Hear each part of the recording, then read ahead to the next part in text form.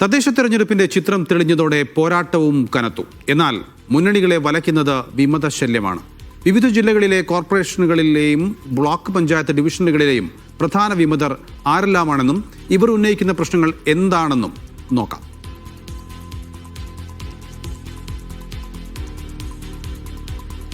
കോഴിക്കോട് ഷബീർ ഉമർ, കൊച്ചി മുഹ്സിന, തിരുവനന്തപുരത്ത് സുനിൽ ഐസക്, കാസർഗോഡ് ഷഫീഖ്, പാലക്കാട് നന്ദഗോപാൽ തുടങ്ങിയവരാണ് ചേരുന്നത്. ആദ്യം നമുക്ക് നേരെ സുനിൽ ഐസക്കിലേക്ക് പോകാമെന്ന് തോന്നുന്നു. സുനിൽ, തലസ്ഥാനത്ത് നിന്ന് തന്നെ തുടങ്ങുകയാണ്.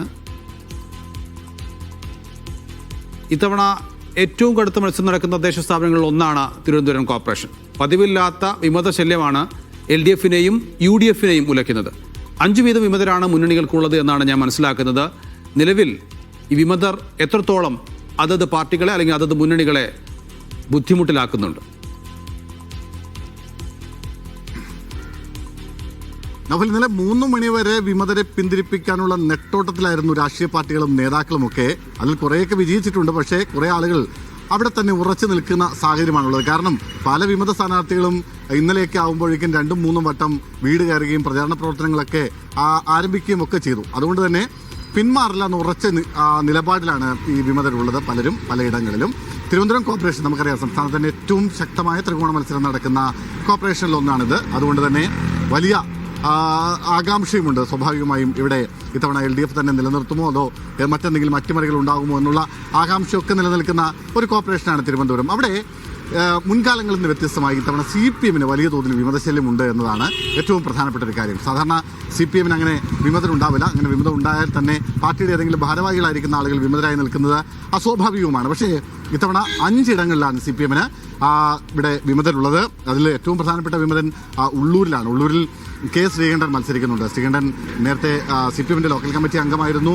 ദേശാഭിമാനിയുടെ പാർട്ടി പത്രത്തിന്റെ ബ്യൂറോ ചീഫായി പ്രവർത്തിച്ച ആളാണ്. 10-25 വർഷക്കാലം പാർട്ടി പത്രത്തിൽ പ്രവർത്തിച്ചു. പാർട്ടിയുടെ നേതാക്കളുമായൊക്കെ വളരെ അടുത്ത ബന്ധമുള്ള ആളാണ്. മാത്രമല്ല, വിമതനായി നിൽക്കുന്നതിന് മുമ്പ് അദ്ദേഹം കടകംപള്ളി സുരേന്ദ്രനെതിരെ അതിരൂക്ഷമായ ഭാഷയിൽ വിമർശനമൊക്കെ ഉന്നയിച്ചിട്ടാണ് അദ്ദേഹം സ്ഥാനാർത്ഥിത്വത്തിലേക്ക് വരുന്നത്. അദ്ദേഹത്തെ പിന്തിരിപ്പിക്കാൻ V. ശിവൻകുട്ടി അടക്കമുള്ള നേതാക്കൾ നേരിട്ട് ഇടപെടുകയും ചർച്ച നടത്തുകയും ഒക്കെ ചെയ്തു. പക്ഷേ നടന്നില്ല എന്നതാണ്. അദ്ദേഹം അവിടെ ഉറച്ചു നിൽക്കുകയാണ്. വലിയ സ്വാധീനമുള്ള പ്രദേശത്ത് വലിയ സ്വാധീനമുള്ള ആളാണ് K. ശ്രീകണ്ഠൻ. അതുകൊണ്ട് അവിടുത്തെ മുന്നണി സ്ഥാനാർത്ഥികളുടെ ജയപരാജയങ്ങളെ നിശ്ചയിക്കാൻ തക്ക വിധത്തിലുള്ള ഒരു സ്വാധീനം K. ശ്രീകണ്ഠൻ ഉണ്ട് എന്നാണ് പൊതുവെ വിലയിരുത്തുന്നത്. മറ്റൊന്ന് ചെമ്പഴന്തിയിലാണ്. ചെമ്പഴന്തിയിൽ മുൻ ബ്ലോക്ക് പഞ്ചായത്ത് പ്രസിഡന്റ് ആനി അശോകൻ, വിഴിഞ്ഞത്ത് മുൻ കൗൺസിലർ NA റഷീദ്, വാഴോട്ടുകോണത്തെ KV മോഹനൻ എന്നിവരാണ് CPMന്റെ വിമതരായി മത്സരിക്കുന്നത്. അതിൽ വാഴോട്ടുകോണത്തെ KV മോഹനും ഈ പറഞ്ഞതുപോലെ CPMന്റെ മുൻ ലോക്കൽ കമ്മിറ്റി അംഗമായിരുന്നു. മാത്രമല്ല, അദ്ദേഹത്തിന് വലിയ ജനസ്വാധീനമുള്ള പ്രദേശത്ത് വലിയ സ്വാധീനമുള്ള ഒരാളാണ് KV മോഹനൻ. സ്വാഭാവികമായും അവിടെയും ഈ വിമതൻ CPMനെ സംബന്ധിച്ച് വലിയ തലവേദനയാകുമെന്ന കാര്യത്തിൽ ഒരു സംശയവും വേണ്ട.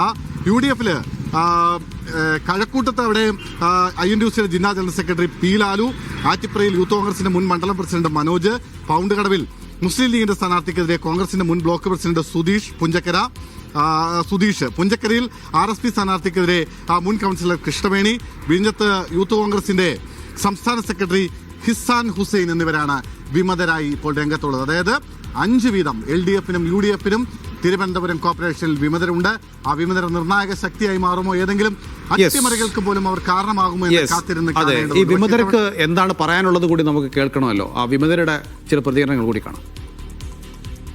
LDF കാൻഡിഡേറ്റായിട്ട് എന്നെ തീരുമാനിച്ചു, എന്നോട് പ്രിപ്പയർ ചെയ്യാൻ പറഞ്ഞു. ഔദ്യോഗികമായ പ്രഖ്യാപനത്തിന് വേണ്ടി കാത്തിരിക്കുന്ന സമയത്താണ് ശ്രീ കടകംപള്ളി സുരേന്ദ്രൻ ഇടപെട്ട് ഇതിൽ മാറ്റം വരുത്തി. ഈ പാർട്ടി ഇങ്ങനെ പോയി കഴിഞ്ഞാൽ നമുക്ക് വളരെയേറെ ഭവിഷ്യത്തുകൾ ഉണ്ടാവും.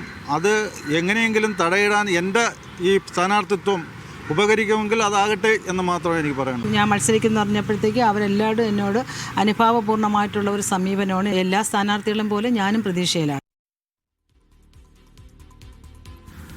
പാർട്ടിക്ക് എതിരായിട്ടല്ല ഞങ്ങൾ മത്സരിക്കുന്നത്. പാർട്ടിയെ രക്ഷിക്കുക എന്നുള്ളൊരു ഉദ്ദേശത്തോടു കൂടി തന്നെയാണ് ഈ മത്സരം ഇവിടെ വന്നുകൊണ്ടിരിക്കുന്നത്. 101 വാർഡിൽ ജയിച്ചു എന്ന് പറയാൻ സാധിക്കുന്ന രീതിയിലുള്ള ഒരു വാർഡായിരുന്നു ഈ പൗണ്ടുകട വാർഡെന്ന് പറയുന്നത്. അത്രയ്ക്കും കോൺഗ്രസ് പ്രവർത്തകർ അധികമുള്ള ഒരു വാർഡാണ്.